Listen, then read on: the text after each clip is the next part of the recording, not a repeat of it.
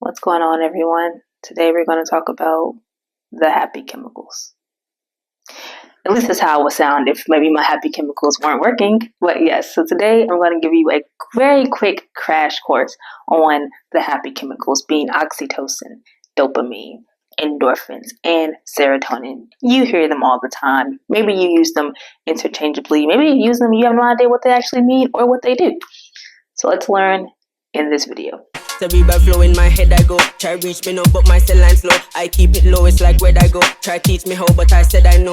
People know me like you like hope, and I need to know premise when I show. I collect my dough, do my thing and go. Alright, so I'm not going to get very sciencey on you. I'm going to try to keep this very plain and simple, a very brief overview. So let's start with dopamine. So dopamine is that neurotransmitter that when it's released, we feel motivation for a reward. To give you an example, if you were sitting on your couch at home and your partner, friend, whoever you live with came home with a box of pizza, dopamine, assuming you like pizza, dopamine would rise because you're like, that smells good, it's right here, it's attainable, it's not hard for me to get to, so now I'm motivated to get off this couch and go over there and get that slice of pizza. So it's really associated with our reward system. And I keep emphasizing this because you'll see later on that yeah, they may sound similar, but dopamine is specifically about that motivation and that reward system. It's that feeling you get right before you're about to get something that you want, something that before in the past has made you feel good, and or something that you anticipate is going to make you feel good now. So obviously, if there's something that you're trying for the first time, you're getting that dopamine hit because you're excited and you're anticipating that whatever this reward is that you're about to go after is going to make you feel good. Dopamine is going to be high. And then you might eat that thing or do that thing or see that thing, and then it's not what you thought it was, and then boom, now we're disappointed and we're not going to do that again. And so the problem with dopamine is that it can be addictive, right?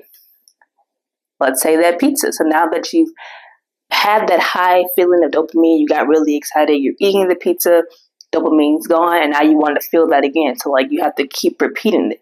This is how people can tend to get addicted to foods, drugs, drinks, even activities sometimes. So it's chasing that right before feeling. And I say right before because as soon as you get the reward, dopamine drops. It's literally that build up until the moment you get what you were searching for. So that is dopamine. We're going to roll that right into serotonin. So while dopamine is about our reward and motivation, serotonin is more about that happy, calm state. And the difference between the two of these is serotonin tells you, I'm okay. Like, I don't need more than what I have now. So back to the pizza example, maybe you've eaten 3 or 4 pizzas, you're satiated, you feel good. So now serotonin is going to be a high. It's like, we're cool. We don't need anything else. So if someone else walked in with another box of pizza, you're not going to get that dopamine hit because you're like, I'm high on serotonin right now. Serotonin said, I've done enough. So you can get serotonin boost from things like meditating or laying out in nature or doing some yoga. It's something that's just making you feel calm, stable, and happy. So serotonin is also about regulating our emotional stability. So if you feel like you're an emotional wreck, it's possible your serotonin levels are not doing what they're supposed to be doing right now. So that is serotonin. We'll keep this pushing on and let's talk about oxytocin. So oxytocin in a sense is kind of like a combination of both dopamine and serotonin in my opinion. Oxytocin is more about our bonding and connection. This is about love. So this is why they call oxytocin the love chemical, because you feel this when you're bonding with another individual during sex. Women feel this during childbirth and breastfeeding. All of these things will release oxytocin. And the thing about this is it's fleeting. This is why we have to keep searching for that. We keep searching for that connection. So when you're hugging someone and you're embracing them, and oxytocin is high because you're feeling that love and commitment. Well, as soon as you get out of that embrace, moments later, oxytocin's gone. So if you want to feel that again, you're going to have to keep going and searching for hugs from either that same person or from someone different. So we're searching for that that feeling that oxytocin gives us. Same with sex. In the moment, shortly after, we're full of oxytocin. We're bonded to this person.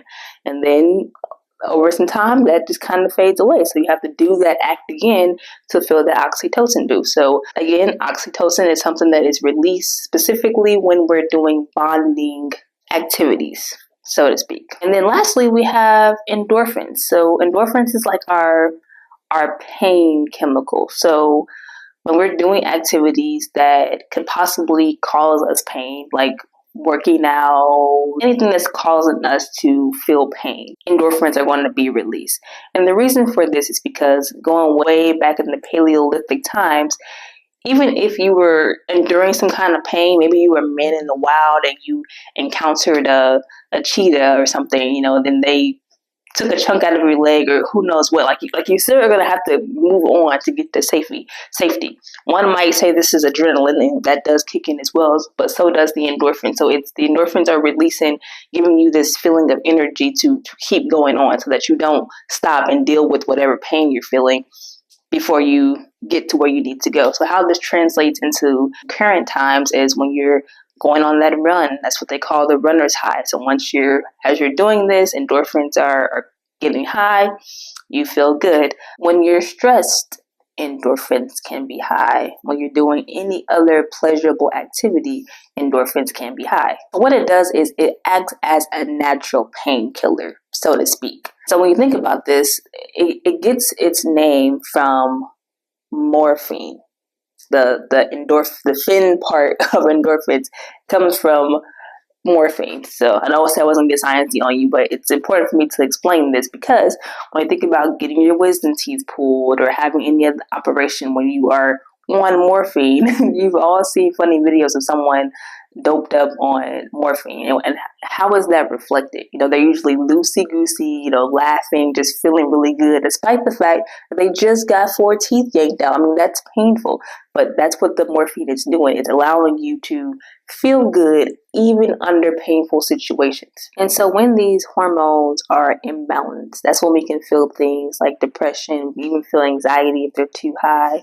And also why when someone is faced with certain mental health issues, they might get SSRIs to try to combat their serotonin and or dopamine levels. Because if you think about it, going back to that pizza example I gave you in the beginning, if someone has a very, very, very low dopamine pathway, even bringing them a pizza and putting it right in front of them so they can smell it and see the cheese oozing out is not enough to get them off the couch. They're just like, I'm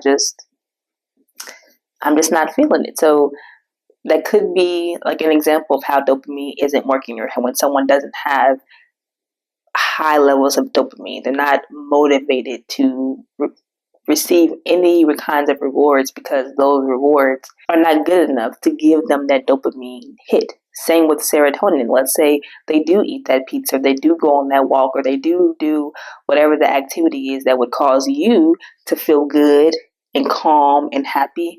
Even with doing those activities, they aren't feeling those things. So that's an issue with serotonin. Serotonin is not being released the way that it should be. So this is kind of how we can use these to understand a little more about mental health. So to sum up our crash course, dopamine being the happy hormone is what regulates our feelings of motivation and reward. Serotonin being our feel-good hormone is what we experience when we're in that natural, calm, happy state. We're not seeking more. We're not thinking about less. We are happy right where we are, content with whatever we're doing. Oxytocin, our love hormone, that is excreted when we are making bonds, making connections, giving love and receiving it simultaneously or at separate times. And then we have endorphins, which is our painkiller hormone. So this is what helps us regulate pain to keep going when doing an activity. One question for you before we depart. Now that you know about these 4 hormones, which one do you feel most connected to? Which of these hormones do you think is very high in your body and you feel it all the time? And which of these hormones do you think is very low and you don't feel it that often? And which one of these would you like to feel more often? Okay, I hope you enjoyed this crash course on the happy hormones. I hope they make a little more sense to you and you understand when they're working and when they're not and when to use them in a proper sentence. If you did like this video, you know what to do. Give me that thumbs up and I will catch you in my next video. As always, don't forget to crush it.